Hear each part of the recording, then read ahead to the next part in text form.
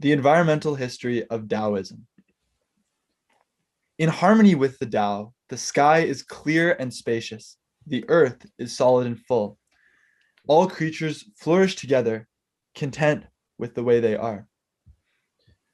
When man interferes with the Tao, the sky becomes filthy, the earth becomes depleted, the equilibrium crumbles, creatures become extinct. Lao Tzu, Tao Te Ching. So, what is Taoism?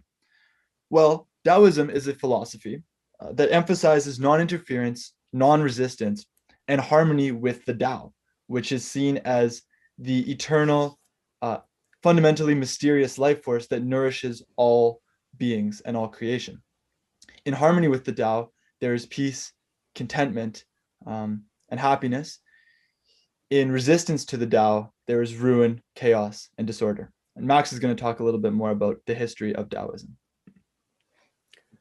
Taoism dates back to approximately the 6th century BCE, with the first of 3 foundational texts that would set the parameters for what Taoism would mean as a philosophy and a religion moving forward for the rest of China's history.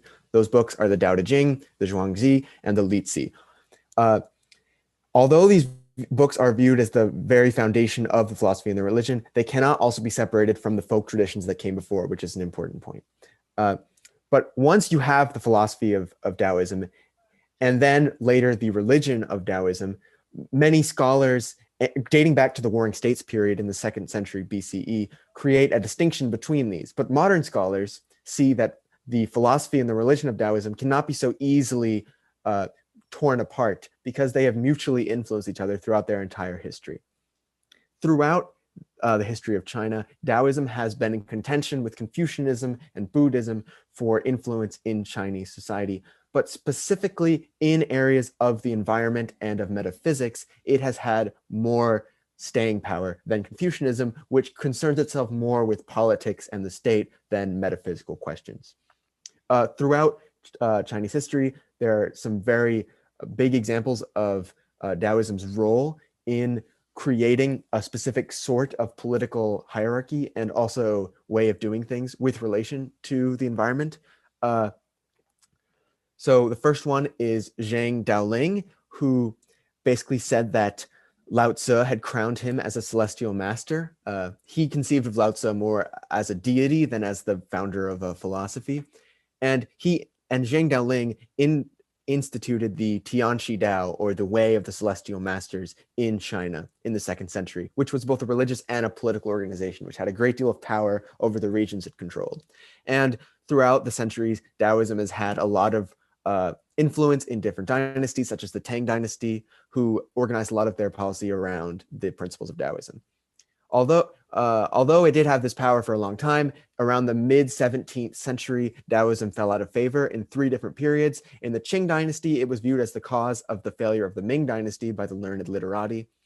In the Kuomintang party of the nationalist period, Taoism was viewed as a corrosive Eastern force when people were trying to modernize. And in the early People's Republic of China, it was viewed as counter-revolutionary and Taoism was suppressed. But then in 1979, Taoism was allowed to reemerge by the People's Republic of China, and ever since there has been a reemergence of Taoism.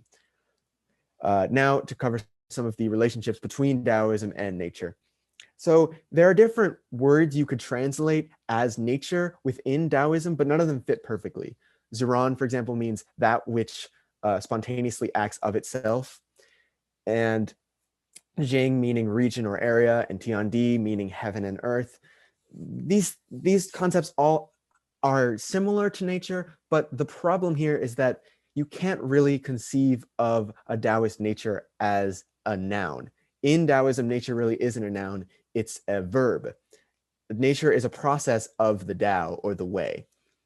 In like the philosophy of Taoism, the perfect human society would act in accordance with the natural processes of the earth, and would not try to abstract away from them, such as in the Confucian cultural version of things, which emphasizes the great inventors or the great cultural figures or great books. In the perfect form of Taoism, according to the Zhuangzi, there wouldn't even be books. It would all be about being in accordance with natural processes.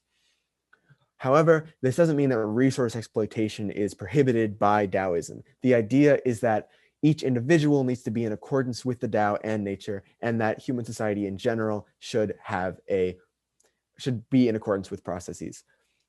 This way of viewing the environment did subside for a while in the period that I was talking about earlier, where Taoism was out of favor. But since 1979, organizations like the Chinese Taoist Association have created a new form of Taoism mixed with environmentalism, which focuses on curing the underlying diseases of environmental decay today, instead of just treating the symptoms as Western environmentalism. So why does this matter? Well, this history matters because China is now becoming the most profligate polluter of CO2 in the world. And Taoism represents an indigenous philosophy and folk tradition that has elements that are very anti-pollution and could actually create a basis for a new environmentalism in China and the world at large. And Max will talk further about that. Thank you, Max. Yes, so Taoism and Western environmentalism have been studied comparatively quite extensively in the social sciences and humanities. And when they are in some ways comparable, they differ fundamentally on many issues, most notably the concept of a discrete or separate nature. So Taoism does not view nature as something separate from humans the way that maybe some Western environmental traditions do. Nature is the Tao. It comes from the Tao, as do humans, and thus there is no separation. Western environmentalism, and I've included a picture of Yosemite National Park, is influenced by the pristine myth, which is a pernicious myth that has shaped the way that we relate to our environments here in North America. And so in that regard, it treasures things that are majestic, beautiful, grand. The Tao, on the other hand, is influenced by impermanence, by change. And Taoism, in fact, makes a point of treasuring the modest. The modest is seen as the great in the Tao Te Ching, for example. As Max noted earlier, Taoism has no word for nature. The emphasis is on ziran, which translates roughly to spontaneous, self-actualizing, kind of the way that nature spontaneously arises, natural phenomenon do. But again, it is not a perfect translation. Indeed, it means something different than nature. And finally, Wu Wei is a very important concept in Taoism, and it relates to a non-coercive environmental ethic of allowing nature, allowing events to happen, and not controlling the flow of life and natural phenomenon, which is different, especially from the Western scientific tradition, and in some regards to the Western environmental tradition.